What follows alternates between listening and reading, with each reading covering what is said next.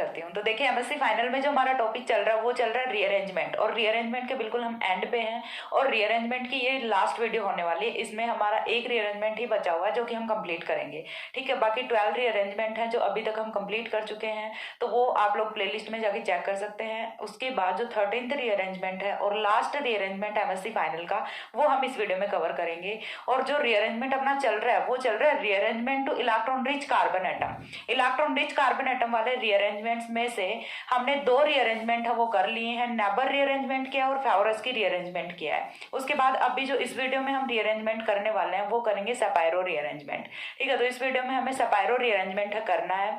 सपाइरो rearrangement है उसमें भी क्या होता है कि कार्ब एनायन पे ही रीअरेंजमेंट होता है, यानी कि इसमें भी जो इंटरमीडिएट है वो अपना कार्ब एनायन ही फॉर्म होता है। तो यहाँ पे भी इंटरमीडिएट है वो नेबर और फेवरस की रीअरेंजमेंट की तरह से ही carbanion rearrangement carbanion intermediate होता है। अब कार्ब एनायन यदि एज ए इंटरमीडिएट फॉर्म हो रहा है तो 2 रीअरेंजमेंट हम कर चुके हैं, तो अभी तक आइडिया लग गया होगा कि कार्ब एनायन कब फॉर्म होगा, जब हम यूज करेंगे बेस। तो बेस की प्रेजेंस में ही ये वाली रिएक्शन है ये भी होगी। देखिए चीजों को थोड़ा थोड़ा कोरिलेट करना सीखो कि कार्ब एनायन की फॉर्मेशन कब हो रही है, कार्बोकेटायन की फॉर्मेशन कब होती है, जब हम यहाँ से क्या करते हैं डिहाइड्रेशन वगैरह कराते हैं, जैसे एसिड कैटेलिस्ट रिएक्शन कराते हैं, एसिड कैटेलाइज्ड रिएक्शन कराते हैं। सिमिलरली यहाँ पे कार्ब एनायन की फॉर्मेशन कब होती है, जब हम बेस कैटेलाइज्ड रिएक्शन कराते हैं। और 2 रिएक्शन हम करा भी चुके हैं, neighbour rearrangement base catalysed reaction थी, फेवरस की रीअरेंजमेंट बेस कैटेलाइज्ड रिएक्शन थी। तो अपना जो सपाइरो रीअरेंजमेंट होता है वो भी बेस कैटेलाइज्ड रिएक्शन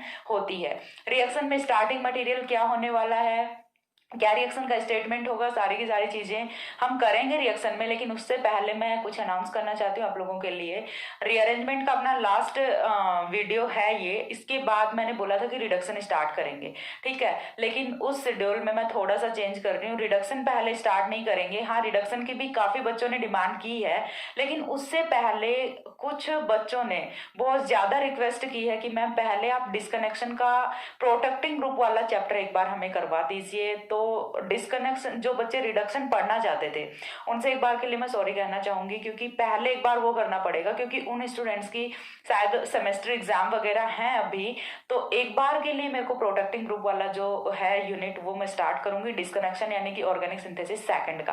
देन हम अपना रिडक्शन स्टार्ट करेंगे, ठीक है। रिडक्शन भी मैं नवंबर में, ठीक है, बिल्कुल ऐसे गारंटी तो नहीं करती कि नहीं मैं नवंबर में कंप्लीट ही कर दूंगी, बट जितना हो सकेगा मैं ट्राई करूंगी कि नवंबर में रिडक्शन भी कंप्लीट कर लें अपन, ठीक है। हाँ बीएससी वाले बच्चे यदि इस वीडियो को देख रहे हैं तो आप लोगों को एक बार के लिए थोड़ा रिलैक्स होकर बैठना पड़ेगा, क्योंकि एक बार एमएससी फाइनल पे थोड़ा फोकस करना है। क्योंकि सेमेस्टर एग्जाम बीएससी वालों के आई थिंक अभी इतना नहीं चल रहा कुछ, लेकिन एमएससी वालों के कई यूनिवर्सिटीज हैं जिनमें सेमेस्टर एग्जाम होने हैं नवंबर या फिर दिसंबर में, या फिर उनको गेट का देना है। कुछ बच्चे ऐसे हैं जो कि शायद यही पढ़ के गेट का एग्जाम भी देने वाले हैं अपने कॉन्सेप्ट्स वगैरह क्लियर करके।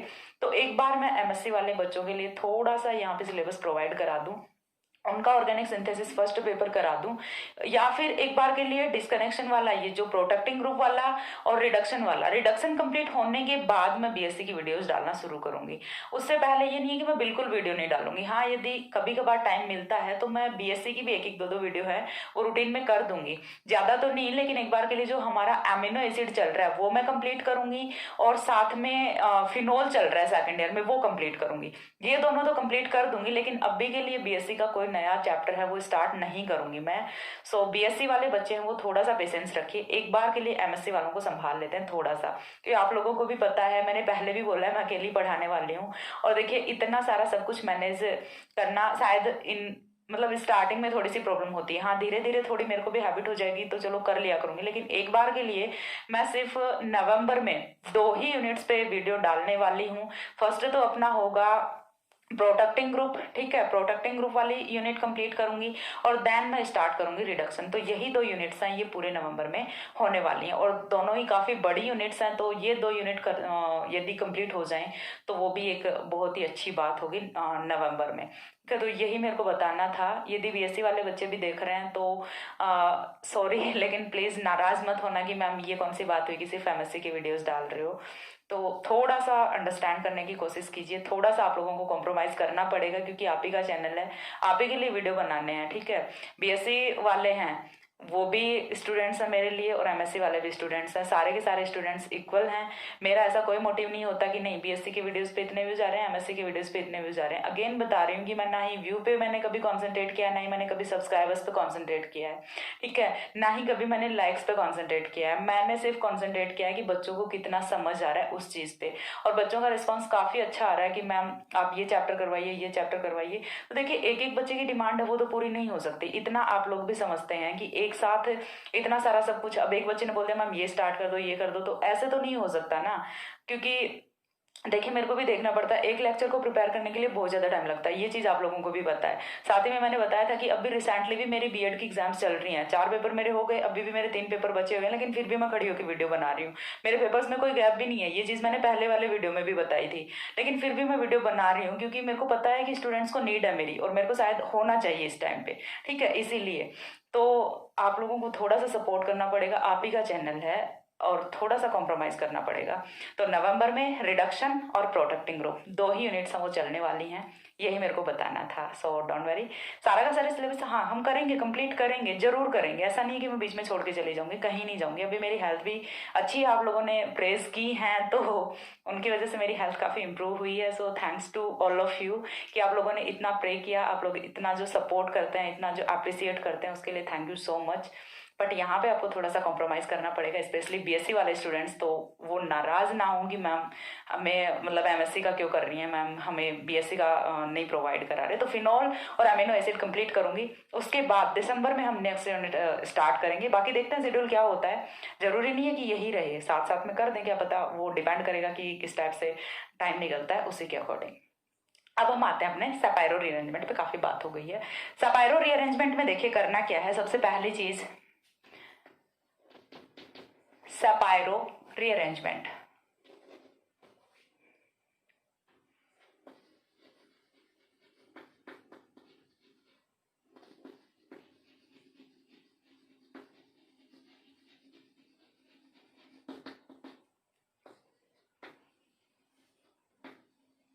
तो देखिए सपायरो रीअरेंजमेंट में होता क्या है, अगेन मैं बता रही हूँ कि बेस कैटेलाइज्ड रिएक्शन है।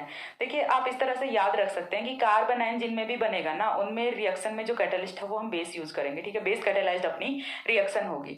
अब सपायरो रीअरेंजमेंट में स्टार्टिंग मटेरियल है वो क्या होता है, अपना बेस कौन सा यूज करेंगे, वो सारी चीजें हम देखते हैं। तो पहले हम क्या देखेंगे, आउटलाइन देखेंगे, आउटलाइन के बाद हम रिएक्शन का स्टेटमेंट देखेंगे, then reaction mechanism, stereochemistry, and सारी चीजें हम यहाँ पे देखने वाले हैं। तो सबसे पहले हमें देखना है यहाँ पे स्टार्टिंग मटेरियल हमें क्या लेना होता है, तो वो हमें लेना होता है टोसाइल हाइड्रेजोन्स, ठीक है, हाइड्रेजीन नहीं बोल रही हूँ, टोसाइल हाइड्रेजोन बोल रही हूँ। तो हमें क्या लेना है, टोसाइल हाइड्रेजोन लेना है।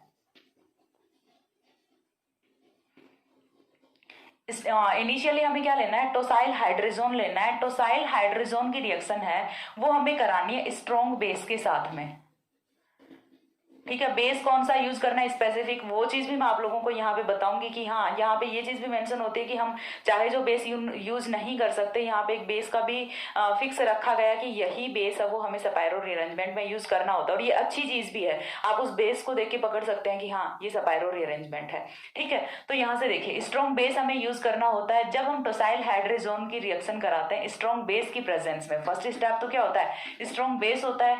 देन हमें यहाँ पे क्या करना होता है, कोई भी इलेक्ट्रोफाइल लेना होता है या फिर हमें कोई भी सॉल्वेंट लेना होता है। हम यहाँ पे H2O यूज कर सकते हैं, D2O यूज कर सकते हैं, कोई एल्किल ग्रुप यूज कर सकते हैं, कुछ भी कर सकते हैं, वो उसी के अकॉर्डिंग अपना प्रोडक्ट है वो चला जाएगा, ठीक है। तो हम जनरली यहाँ पे H2O यूज करते हैं जब टोसाइल हाइड्रोजन है वो रिएक्ट करता है स्ट्रॉन्ग बेस के साथ, तो यहां से जो प्रोडक्ट फॉर्म होता है वो होता है लेस सब्स्टिट्यूटेड एल्किन,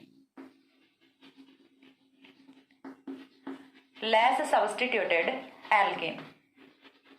ये चीज आपको ध्यान रखनी है क्योंकि देखिए अकॉर्डिंग टू ऑर्गेनिक केमिस्ट्री में जब भी हम कभी एल्किन की फॉर्मेशन करते हैं तो एल्किन की फॉर्मेशन है वो ऑलवेज कैसे होती है, अपनी हॉर्मोन प्रोडक्ट और जो अपना जो अपना सैडजप प्रोडक्ट होता है उसी के अकॉर्डिंग होती है। सैडजप जो एल्कीन होती है वो ऑलवेज मेजर प्रोडक्ट होता है रिएक्शन का, ठीक है। और सैडजप एल्कीन क्या होती है, मोर सब्स्टिट्यूटेड एल्कीन। तो जनरल केसेस में क्या होता है, ठीक है, इन जनरल किसी भी रिएक्शन में कौन सी एल्कीन फॉर्म होती है, मोर सब्स्टिट्यूटेड एल्कीन फॉर्म होती है। और क्यों होती है मोर सब्स्टिट्यूटेड एल्किन फॉर्म? क्योंकि more substituted alkene according to Saytzeff rule more substituted alkene है वो मोर स्टेबल होती है, ठीक है। इसी वजह से अपनी मोर सब्स्टिट्यूटेड एल्किन है वो मोस्ट ऑफ रिएक्शंस में मेजर प्रोडक्ट होती है, बट यहाँ पे लेस सब्स्टिट्यूटेड एल्किन की फॉर्मेशन होती है। तो ये यहाँ पे आपको डिफरेंस मिलेगा सैडजेफ रिएक्शन में। तो जहाँ पे आपको बेस कैटालाइज्ड रिएक्शन मिल रही है, टोसाइल हाइड्रेजोन जहाँ पे स्टार्टिंग मटेरियल है, और वहां से आपको लेस सब्स्टिट्यूटेड एल्किन की फॉर्मेशन हो रही है, तो आप यहाँ से फाइंड आउट कर सकते हैं कि रिएक्शन कौन सी लग रही होगी, सेपायरो रीअरेंजमेंट रिएक्शन लग रही होगी। तो यहाँ पे देखिए काफी छोटा सा रीअरेंजमेंट है अपना। क्या करना है, टोसाइल हाइड्रोजन लेना है, बेस के साथ रिएक्ट कराना है, तो लेस सब्स्टिट्यूटेड एल्किन की यहाँ से फॉर्मेशन हो जाती है, और रिएक्शन का जो इंटरमीडिएट है वो अपना फॉर्म होता है कार्ब एनायन। तो इतनी चीज क्लियर हुई यहाँ से। अब रिएक्शन का स्टेटमेंट देख लेते हैं। स्टेटमेंट देखिए क्या होगा यहाँ से, टोसाइल हाइड्रोजन ऑफ, अब टोसाइल हाइड्रोजन किसका हो सकता है, एल्डिहाइड का हो सकता है, कीटोन का हो सकता है। Tosyl hydrogen of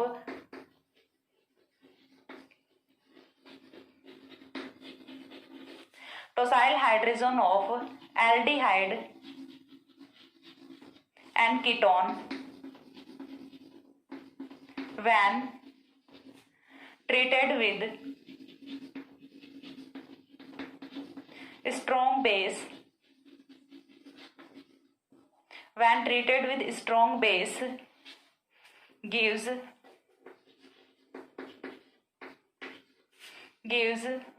less substituted alkene,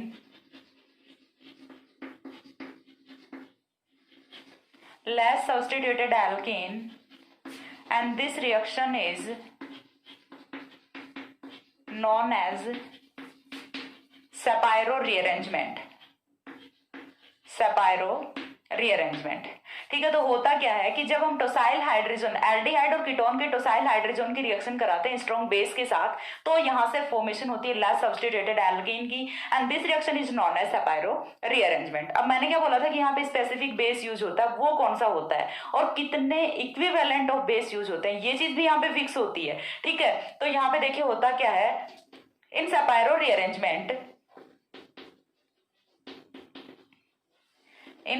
rearrangement, two equivalents, ठीक है, ध्यान रखना, two equivalents of base are used,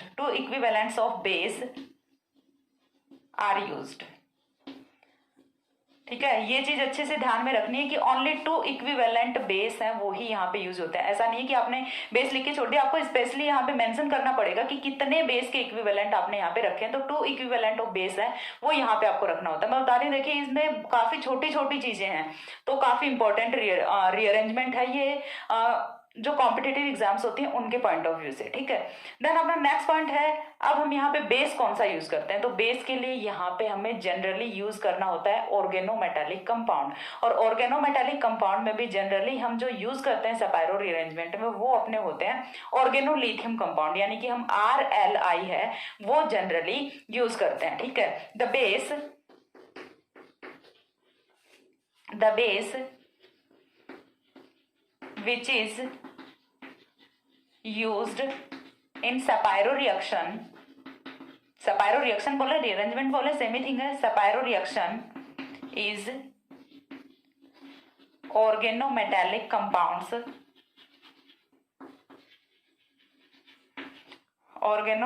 compounds and usually organolithium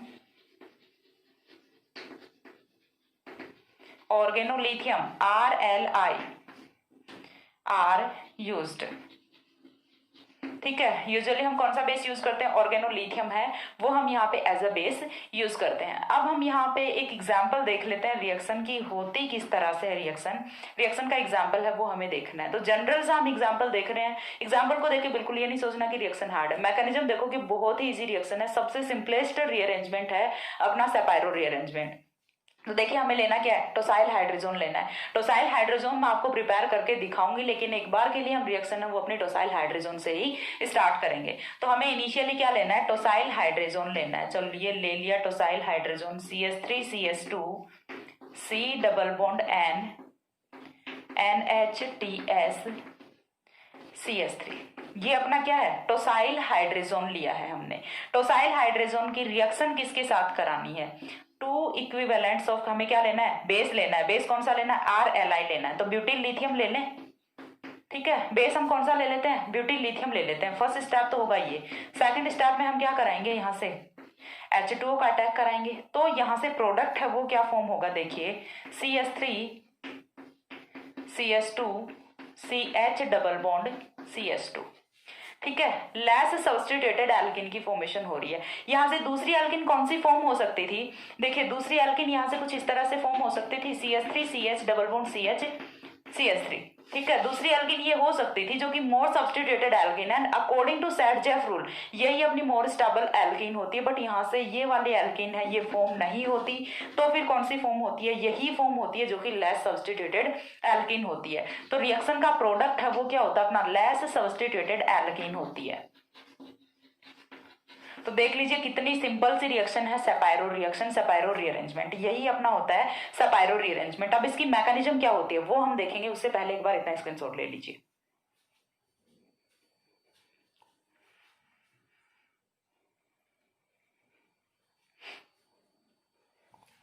हो गया। इसके बाद देखिए नेक्स्ट हमें देखना है मैकेनिज्म।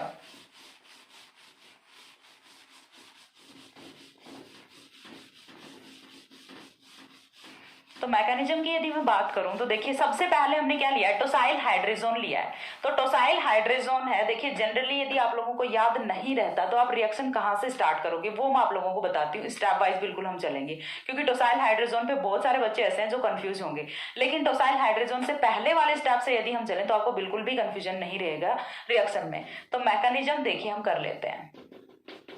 मैकेनिज्म पहले मैं आपको सिंपल सा यहाँ पे बताती हूँ। सबसे पहले देखिए हमने ये ले लिया कार्बोनिल ग्रुप, ठीक है। कार्बोनिल ग्रुप की रिएक्शन हम कराते हैं जब हाइड्रोजन के साथ NH2, NH2 अपना क्या होता है, हाइड्रोजन होता है। तो यहाँ से फॉर्मेशन किसकी होती है, H2O का मॉलिक्यूल एलिमिनेट होने से यहाँ पे फॉर्मेशन होती है हाइड्रोजन की, ठीक है। ये वाला जो अपना कंपाउंड होता है इसे हम क्या बोलते हैं, हाइड्रोजन बोलते हैं। ये क्या होता है, हाइड्रोजन होता है। ये एक सिंपल मैंने बताया कि क्या हाइड्रोजन होता है। अब देखिए यहां से ये अपना हाइड्रोजन हमने क्या कर दिया, एक हाइड्रोजन का रिप्लेस कर दिया हमने टोसाइल ग्रुप से। अब ये क्या हो गया, टोसाइल हाइड्रोजन हो गया। तो अब यदि हम यहाँ पे भी ये टोसाइल ग्रुप रखें तो अब ये क्या हो गया, टोसाइल हाइड्रोजन हो गया।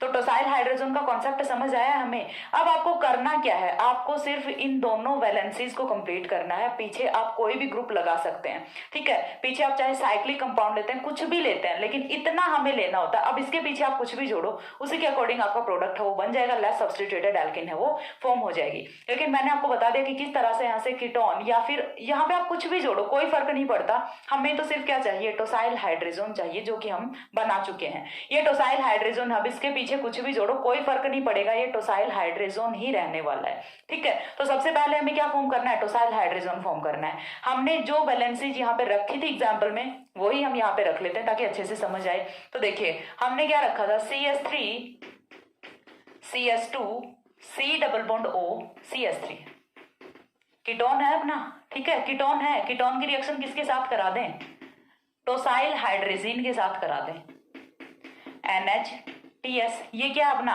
टोसाइल हाइड्रोजन।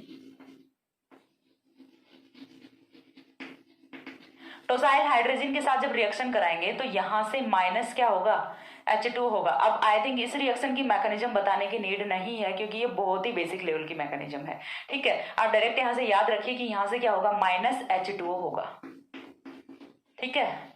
ये माइनस H2 हो गया, और माइनस H2O होने से यहाँ पे फॉर्मेशन किसकी होती है, CH3 CH2 C double bond N NHTS then CH3।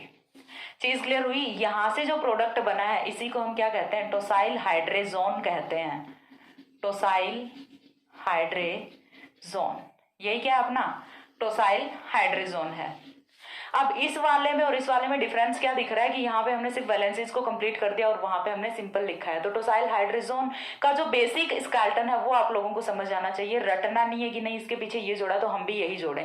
आपको यहाँ पे कुछ भी दिया जा सकता है, कोई भी एग्जाम्पल दिया जा सकता है, लेकिन इतनी चीज आपको समझ आनी चाहिए कि C double bond N NH2S होता है तो वही टोसाइल हाइड्रोजोन होता है। इतनी चीज आई थिंक क्लियर हुई होगी। इसके बाद देखिए अब यहां से स्टार्ट होती है रिएक्शन। अभी तक हमने क्या किया, सिर्फ टोसाइल हाइड्रोजन की फॉर्मेशन की है। अब यहां से रिएक्शन है वो स्टार्ट होती है। रिएक्शन में हमें क्या करना है, टोसाइल हाइड्रोजन की रिएक्शन करानी है बेस के साथ में। तो चलिए हम यूज करते हैं हमारा बेस हमने क्या रखा हुआ है, ब्यूटिल लिथियम रखा हुआ है। ब्यूटिल लिथियम का एक इक्विवेलेंट हम यहाँ पे रख लें।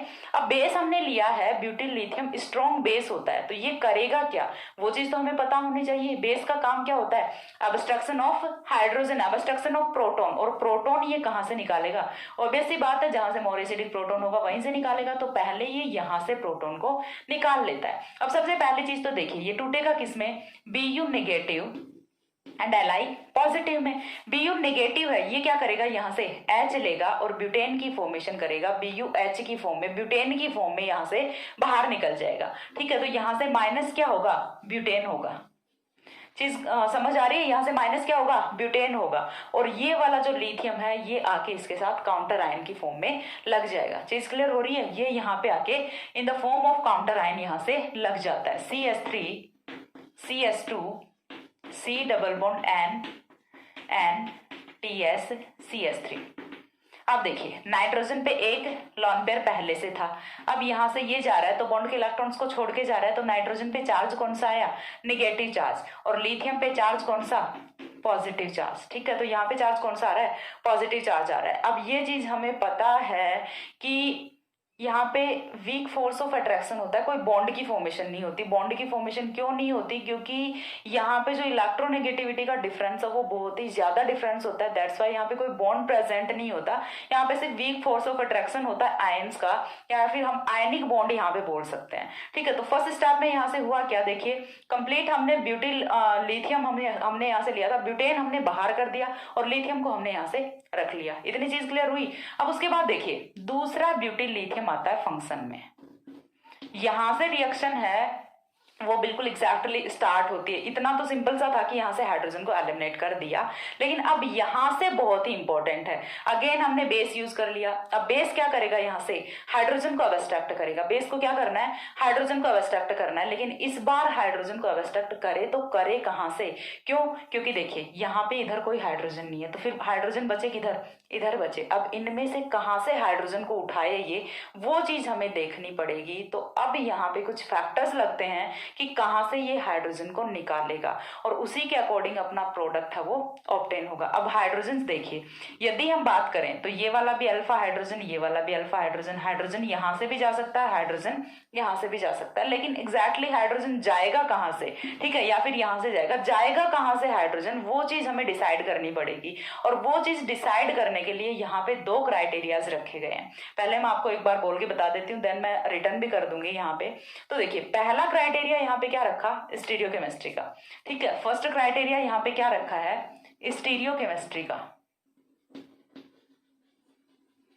अब बोलोगे कि मैम स्टीरियोकेमिस्ट्री का क्राइटेरिया कैसे क्या होता है, समझ नहीं आया। तो स्टीरियोकेमिस्ट्री का क्राइटेरिया ये होता है कि यहाँ पे ये जो टोसाइल हाइड्रोजन है, हमें इसकी कोई स्टीरियो यहाँ पे गिवन नहीं है। ठीक है, यदि हमें इस टोसाइल हाइड्रोजन की स्टीरियो गिवन होती है, ठीक है, हमें यदि इस टोसाइल हाइड्रोजन की स्टीरियो दी हुई होती है, एग्जांपल से समझाऊंगी, एक बार के लिए थोड़ा समझने का कोशिश कीजिए। यदि हमें इस टोसाइल हाइड्रोजन की स्टीरियो केमिस्ट्री है वो दी होती है, तो इस स्टीरियो केमिस्ट्री के सिन जो हाइड्रोजन होगा, ठीक है, सिन साइड में जो हाइड्रोजन होगा, सपोज दैट यहां से देखिए यदि कुछ ऐसा होता है कि ये जो NTS कुछ ऐसे होता है, तो इसका सिन हाइड्रोजन कौन सा होगा, यही वाला होगा, तो ये यहां से जाएगा। यदि ये ऊपर की तरफ होता है तो इसका सिन कौन सा होगा, ये इधर से होंगे, तो ये वाले हाइड्रोजन जाएंगे, तो इसका जो सिन हाइड्रोजन है वो ही बाहर निकलेगा।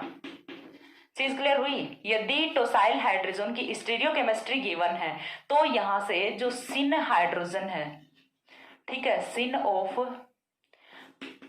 टोसाइल हाइड्रोजन वो यहाँ से बाहर निकलेगा। चीज समझ आई? यदि स्टीरियोकेमिस्ट्री गिवन है तो, लेकिन हमें तो स्टीरियोकेमिस्ट्री का नहीं पता, फिर कैसे डिसाइड करें? तो यदि स्टीरियोकेमिस्ट्री गिवन नहीं है तो उस केस में यहाँ से जो मोर एसिडिक हाइड्रोजन है वो ही बाहर जाएगा। और एसिडिटी का फैक्टर है वो तो इजिली कोई भी अप्लाई कर सकता है, किसी को भी पता होता है कि कौन सा मोर एसिडिक हाइड्रोजन यहाँ से होने वाला है। तो यहाँ पे तो प्लस आई फैक्टर लग रहा है, तो ये वाले हाइड्रोजन से ये तो नहीं जाएंगे, तो फिर कौन सा हाइड्रोजन बचा? ये वाला हाइड्रोजन बचा। तो यहाँ से हाइड्रोजन है वो जाता है। ठीक है, चीज समझ आ रही है? यहाँ पे हम इसे ऐसे लिख दें CS2H, तो यहाँ से ये वाला हाइड्रोजन निकालेगा इस बार ब्यूटिल लिथियम, और जैसे ही हाइड्रोजन निकलेगा तो बॉन्ड के इलेक्ट्रॉन्स को छोड़ के जाएगा यहाँ पे। तो फॉर्मेशन किसकी होगी? CS2 नेगेटिव की। अपना इंटरमीडिएट यहाँ से फॉर्म होने जा रहा है, और इंटरमीडिएट क्या होगा? कार्ब एनायन होगा। यही वाला हाइड्रोजन क्यों निकाल रहे हैं? क्योंकि ये हाइड्रोजन क्या है? मोर एसिडिक हाइड्रोजन है, मोर एसिडिक हाइड्रोजन है। और हमने मोर एसिडिक को क्यों निकाला? क्योंकि हमें स्टीरियोकेमिस्ट्री का नहीं पता कि ये सिन है या फिर एंटी है। यदि स्टीरियोकेमिस्ट्री का पता होता तो पहले हम स्टीरियो का फैक्टर ही यहाँ पे अप्लाई करते और उसके अकॉर्डिंग हम जो सिन हाइड्रोजन होता उसको निकालते। वो मैं आपको नेक्स्ट एग्जाम्पल में बताने वाली हूँ कि सिन का भी लेके बता दूंगी। एक मैंने यहाँ पे विदाउट स्टीरियो का बता दिया। तो यहाँ से नेक्स्ट स्टेप में हमारा जो प्रोडक्ट है वो क्या बनेगा? कार्ब एनायन बनेगा। तो कार्ब एनायन बना हमारा कुछ इस तरह से CS2 C double bond NTS negative Li positive. Then यहाँ से क्या बना? CS2 नेगेटिव बना। CS2 नेगेटिव के साथ में भी जो काउंटर आयन है वो क्या था अपना?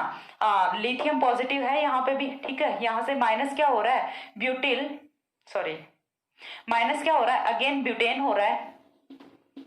ठीक है, Bu नेगेटिव, C4H9 था और साथ में एक और हाइड्रोजन चला गया C4H10, ब्यूटेन यहाँ से माइनस हो गया। देन यहाँ पे भी काउंटर आयन कौन रहेगा? Li पॉजिटिव रहेगा। लेकिन यहाँ से होता क्या है कि कार्ब एनायन की फॉर्मेशन हो गई। इंटरमीडिएट यहाँ से क्या बना? कार्ब एनायन बना। अब ये कार्बन आयन क्या करेगा? यहाँ से इस वाले बॉन्ड के इलेक्ट्रॉन से शिफ्ट होते हैं यहाँ पे इन दोनों कार्बन्स के बीच में। तो जैसे ही यहाँ पे बॉन्ड के इलेक्ट्रॉन शिफ्ट होते हैं तो ये वाला जो डबल बॉन्ड है ये ब्रेक होता है और जाता है नाइट्रोजन और नाइट्रोजन के बीच में। अब जैसे ही यहाँ पे बॉन्ड की फॉर्मेशन होती है तो टोसाइल ग्रुप है वो यहाँ से बाहर निकलता है, TS negative plus Li positive. तो माइनस यहाँ से क्या होगा? TSLi। टोसाइल लिथियम है वो यहाँ से बाहर होता है, TS negative plus Li positive. Tosyl lithium यहाँ से बाहर होता है और उसके बाद कंपोनेंट क्या बनता है अपना, वो चीज हमें देखनी। कौन सा कंपाउंड यहाँ से फॉर्म होने वाला है? CS3CH2 C double bond, sorry C single bond N। ध्यान से देखिए, C सिंगल बॉन्ड N, क्योंकि डबल बॉन्ड था वो हम ब्रेक कर चुके हैं। और इसके साथ यहाँ से कौन जुड़ा है? डबल बॉन्ड से CS2 जुड़ा है, डबल बॉन्ड से CS2 जुड़ा है। अब सिंगल बॉन्ड के बाद double bond N, single bond के बाद कौन है? डबल बॉन्ड N है, और साथ में क्या है? लिथियम पॉजिटिव है। यहाँ पे जो लिथियम गया है, यहाँ पे जो TSLi बाहर हुआ है वो ये वाला लिथियम था। चीज क्लियर हो रही है? वो कौन सा लिथियम था? यहाँ से जो लिथियम गया है वो वाला लिथियम था। अब देखिए होगा क्या यहाँ से एग्जैक्टली कि यहाँ से ये वाले जो बॉन्ड के इलेक्ट्रॉन्स हैं ये कहाँ पे आएंगे? यहाँ पे आएंगे। चीज क्लियर हो रही है? यहाँ से ये वाले जो बॉन्ड के इलेक्ट्रॉन्स हैं ये यहाँ पे आएंगे। और क्यों आएंगे? क्योंकि यहाँ पे एक बहुत ही अच्छा मॉलिक्यूल N2 का मॉलिक्यूल इवॉल्व होने वाला है, रिएक्शन के लिए अच्छी कंडीशन है यहाँ पे। तो यहाँ से माइनस क्या होगा? N2 होगा। ठीक है, और जैसे ही माइनस N2 होता है यहाँ से ये वाले बॉन्ड के इलेक्ट्रॉन्स यहाँ पे आए तो ये वाले बॉन्ड के इलेक्ट्रॉन्स बैक कहाँ पे आएंगे? इस वाले कार्बन पे आएंगे। तो देखिए मॉलिक्यूल है वो हमारा किस टाइप से फॉर्म होता है वो चीज देखनी है। CS2। अब उसके बाद सिंगल बॉन्ड से कौन जुड़ा हुआ है? कार्बन। कार्बन के साथ डबल बॉन्ड से कौन जुड़ा हुआ है? CS2 जुड़ा हुआ है। और इस कार्बन पे ये वाला जो बॉन्ड के इलेक्ट्रॉन्स आए हैं तो यहाँ पे चार्ज कौन सा आ गया? नेगेटिव चार्ज आ गया। और इस नेगेटिव चार्ज के साथ में काउंटर आयन कौन है? Lithium positive. ये तो अभी यहीं पे है ना। देन हम लास्ट स्टेप पे यहाँ पे क्या करते हैं? H2O का अटैक कराते हैं। H2O लेके आएंगे तो H2O ब्रेक किस में होगा? H पॉजिटिव OH नेगेटिव में। OH नेगेटिव है वो लिथियम के साथ रिएक्ट करेगा, LiOH यहाँ से बाहर निकलता और H पॉजिटिव आके इस कार्बोकेटाइन को कार्ब एनायन को सेटिस्फाई करेगा और यहाँ से हमारा जो फाइनल प्रोडक्ट है वो हमें ऑब्टेन हो जाता है। कार्बन आयन के साथ में हमने क्या जोड़ दिया? H पॉजिटिव जोड़ दिया। डबल बॉन्ड क्या आएगा? CH2 आएगा। माइनस क्या हुआ? LiOH हुआ। तो यहाँ से less substituted alkene, less substituted alkene. इस तरह से अपनी लेस सब्स्टिट्यूटेड एल्कीन है वो हमारी फॉर्म हो जाती है। तो यही होता है मैकेनिज्म ऑफ सेपेरो रीअरेंजमेंट। अब इसके बाद यहाँ से देखिए स्टीरियोकेमिस्ट्री वाला फैक्टर है वो अपना बचा है, तो उसके लिए मैं आपको एक एग्जांपल और एक्सप्लेन कर देती हूँ। एसिडिटी वाला फैक्टर हम यहाँ पे एक्सप्लेन कर चुके हैं कि किस तरह से आपको हाइड्रोजन यहाँ से निकालना होता है। अब बचा अपने पास स्टीरियोकेमिस्ट्री वाला, तो उसके लिए मैं आपको दूसरा एग्जाम्पल बताती हूँ। तब तक एक बार इतना स्क्रीनशॉट ले लो।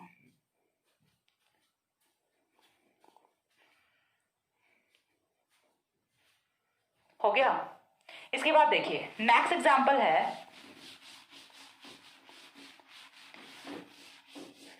नेक्स्ट एग्जांपल हमें लेना है यहां से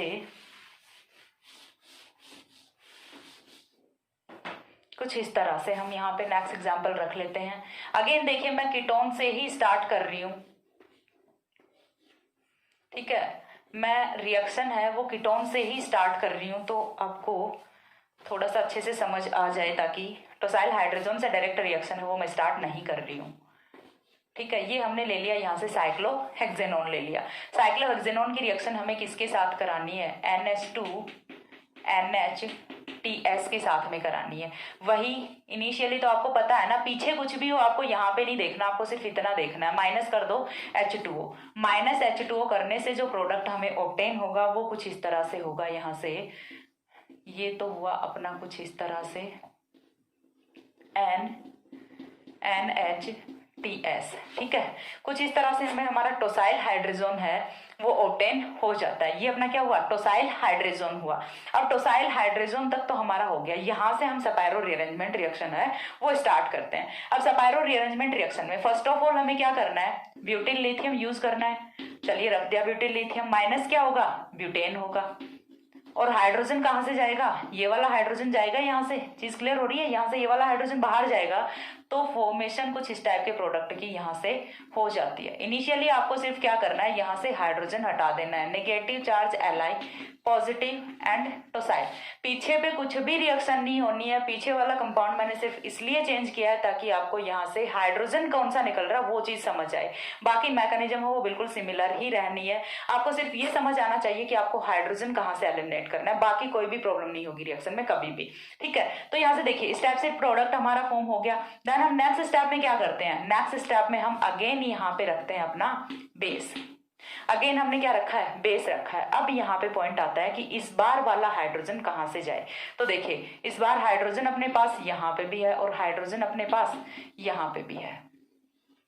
दोनों हाइड्रोजन दिख रहे हैं, दोनों ही हाइड्रोजन इस वाले पोजीशन से तो सेम है, लेकिन कौन सा हाइड्रोजन जाए, जब ये वाला हाइड्रोजन जाए तो यहाँ से डिफरेंट प्रोडक्ट फॉर्म होगा, और जब ये वाला हाइड्रोजन जाए तो यहाँ से डिफरेंट प्रोडक्ट फॉर्म होगा। प्रोडक्ट फाइनली ऊपर वाला तो सारा सब कुछ चला जाना है, यहाँ पे एल्केन ही फॉर्म होना है। तो प्रोडक्ट देखिए यहाँ से दो टाइप के प्रोडक्ट्स हम वो हो सकते हैं। कौन कौन से प्रोडक्ट यहाँ से हो सकते हैं वो मैं आप लोगों को बता देती हूँ। पॉसिबिलिटीज क्या हो सकती हैं, एक तो यहाँ से ये प्रोडक्ट हो, एक यहाँ से ये प्रोडक्ट हो। दो प्रोडक्ट्स की फॉर्मेशन हो सकती है। जब हमने ये वाला हाइड्रोजन एलिमिनेट किया, जब हमने ये वाला हाइड्रोजन, इसे मैं ए मार्क कर दे रही हूँ, इसे मैं बी मार्क कर दे रही हूँ, ठीक है। जब हम ए हाइड्रोजन एलिमिनेट करते हैं तो यहाँ से प्रोडक्ट ए की फॉर्मेशन होती है। जब हम बी हाइड्रोजन एलिमिनेट करते हैं तो यहाँ से प्रोडक्ट बी की फॉर्मेशन होती है। लेकिन अब हमें पता कैसे चले, दोनों प्रोडक्ट तो फॉर्म नहीं हो सकते यहाँ से। और सब्सटीट्यूशन की यदि बात करें तो सब्सटीट्यूशन भी सेम है, तो उसके अकॉर्डिंग भी हम यहाँ से प्रोडक्ट डिसाइड नहीं कर सकते। तो फिर जो मोर स्टेबल प्रोडक्ट है, जो बनने वाला प्रोडक्ट है वो कौन सा होगा, उस चीज का डिसाइडेशन है वो कौन करेगा,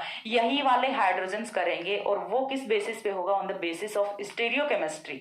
स्टीरियोकेमिस्ट्री की यदि हम बात करें तो यहां से देखिए जो टोसाइल हाइड्रोजन है वो इस वाले हाइड्रोजन के क्या है, एंटी है, ठीक है। ये वाला हाइड्रोजन एंटी है और बी वाला हाइड्रोजन है वो सिन है। और मैंने क्या बताया था कि जो टोसाइल हाइड्रोजन का सिन हाइड्रोजन होगा वो ही एलिमिनेट करेगा ऑलवेज। तो यहाँ से जो बनने वाला प्रोडक्ट है वो कौन सा होगा, ये होगा, ना कि ये। यहाँ से इस वाले प्रोडक्ट की फॉर्मेशन नहीं हो सकती, बनने वाला प्रोडक्ट है वो कौन सा होगा, ये होगा। इतनी चीज क्लियर हुई। अब देखिए हमने क्या किया, यहाँ से ब्यूटिल लिथियम है वो निकाल दिया, लगा दिया, ठीक है। ब्यूटिल लिथियम है वो लगा दिया। अब ब्यूटिल लिथियम लगा दिया तो ये क्या करेगा, यहाँ से जो सिन हाइड्रोजन है उसको निकालेगा। तो अगेन यहाँ से माइनस कौन हो रहा है, ब्यूटेन हो रहा है। और ब्यूटेन माइनस होने से फॉर्मेशन किसकी होगी, कार्ब एनायन की फॉर्मेशन होगी, ठीक है। तो यहाँ से अगेन फॉर्मेशन किसकी हो रही है, कार्ब एनायन की फॉर्मेशन हो रही है। N negative Li positive TS। चीज क्लियर हुई। अब यहाँ से ये वाले बॉन्ड के इलेक्ट्रॉन्स आए यहाँ पे और ये वाले बॉन्ड के इलेक्ट्रॉन्स गए यहाँ पे और ये गया बाहर, तो यहाँ से माइनस क्या हुआ, माइनस यहाँ से होता है TsLi, ठीक है, माइनस क्या हुआ, TsLi माइनस हुआ, और TsLi माइनस होने से यहाँ पे जो प्रोडक्ट फॉर्म होगा वो कुछ इस तरह से होगा। देखिए सिंगल बॉन्ड आएगा यहाँ पे, ठीक है, और डबल बॉन्ड आएगा यहाँ पे, ये वाले बॉन्ड को हमने यहाँ पे शिफ्ट कर दिया, डबल बॉन्ड यहाँ पे आ गया, सिंगल बॉन्ड यहाँ पे आ गया, N double bond N negative Li positive. अब यहाँ से क्या होने वाला है, ये नेगेटिव चार्ज मूव करेगा यहाँ पे और ये वाले बॉन्ड के इलेक्ट्रॉन्स आएंगे इस वाले कार्बन पे, तो यहाँ से नेक्स्ट स्टेप में प्रोडक्ट है वो कुछ इस तरह से होगा, negative N minus N2, minus यहाँ से क्या होगा N2 गैस होगा और कुछ इस टाइप का प्रोडक्ट है वो यहाँ से फॉर्म होता है। कार्बन आयन फॉर्म हो गया, देन हमें लास्ट स्टेप में क्या करना होता है, H2O लेना होता है, लिथियम पॉजिटिव, ये वाला लिथियम है, ये तो अभी भी यहीं पे है ना, N2 तो अपना चला गया लिथियम को छोड़ के। तो यहाँ से देखिए नेक्स्ट स्टेप में क्या होगा, H2O लिया तो माइनस क्या होगा LiOH होगा और H पॉजिटिव है वो यहाँ पे आएगा, OH नेगेटिव है वो लिथियम के साथ जाएगा। तो फाइनल प्रोडक्ट है रिएक्शन का वो ये होना है। चीज क्लियर हुई, फाइनल प्रोडक्ट रिएक्शन का क्या होगा, यही वाला प्रोडक्ट फॉर्म होगा, ना कि ये वाला प्रोडक्ट। दिखने में दोनों बहुत सेम लग रहे हैं कि क्या फर्क है मैम, चाहे ये फॉर्म हो चाहे ये फॉर्म हो, सब्स्टिट्यूशन तो दोनों में इक्वल है, हमें तो लेस सब्स्टिट्यूटेड एल्केन ही तो चाहिए, तो सब्स्टिट्यूशन तो दोनों में इक्वल है, लेकिन नहीं, ओनली सब्स्टिट्यूशन पे बेसिस नहीं होता, बेस्ड रिएक्शन है वो, रिएक्शन है वो बेस्ड किस पे होती है, वो होती है इस वाले स्टीरियोकेमिस्ट्री पे, या तो स्टीरियोकेमिस्ट्री पे बेस करेगी या फिर किस पे बेस्ड होगी कि कौन सा मोर एसिडिक हाइड्रोजन है। तो मोर एसिडिक वाला क्राइटेरिया वो तो यहाँ पे लग नहीं रहा, दोनों में से एक क्राइटेरिया तो आपको जरूर मिलेगा, या तो मोर एसिडिक हाइड्रोजन मिलेगा या तो दोनों हाइड्रोजन मिलेंगे उनकी एसिडिटी में डिफरेंस मिलेगा, या फिर आपको स्टीरियोकेमिस्ट्री गिवन होगी। तो दोनों में से यदि पहले आपको लगाना है तो वो आपको स्टीरियोकेमिस्ट्री वाला फैक्टर लगाना है, और यदि बाद में लगा रहे हो तो वो कौन सा लगाओगे, यदि स्टीरियोकेमिस्ट्री एब्सेंट है तब आप कौन सा लगाओगे, मोर एसिडिक हाइड्रोजन को ढूंढोगे वहां से। बाकी आपका जो रिएक्शन की मैकेनिज्म वगैरह वो मैंने बिल्कुल अच्छे से एग्जैक्टली एक्सप्लेन कर दी है। यदि इसके बाद कोई प्रॉब्लम रहती है then you can tell me in the comment section, so मैं सॉल्व करने का ट्राई करूंगी। और यही था अपना सेपायरो रीअरेंजमेंट में। सेपायरो रीअरेंजमेंट आई थिंक काफी छोटा रीअरेंजमेंट है और काफी ईजी भी है, काफी अच्छा रीअरेंजमेंट। और इसी के साथ हमारी जो MSc फाइनल की 2 यूनिट्स हैं वो कंप्लीट होती हैं। ऑक्सीडेशन हमने कंप्लीट कर लिया और हमने रीअरेंजमेंट है वो भी कंप्लीट कर लिया। इसके बाद अभी के लिए तो मैं प्रोटेक्टिंग ग्रुप है वो स्टार्ट करूंगी, मैंने आपको बता दिया था, लेकिन रिडक्शन है वो भी जितना जल्दी हो सकेगा मैं स्टार्ट करूंगी। सो नेक्स्ट यूनिट हमारी इस पेपर की होगी वो होगी रिडक्शन, और बस रीअरेंजमेंट अपना कंप्लीट है। सो अच्छे से पढ़ते रहिए और साथ में नोट्स अपने प्रिपेयर करते रहिए। नेक्स्ट मिलते हैं दूसरे वीडियो में, तब तक के लिए सी या, have a good day, thanks for watching.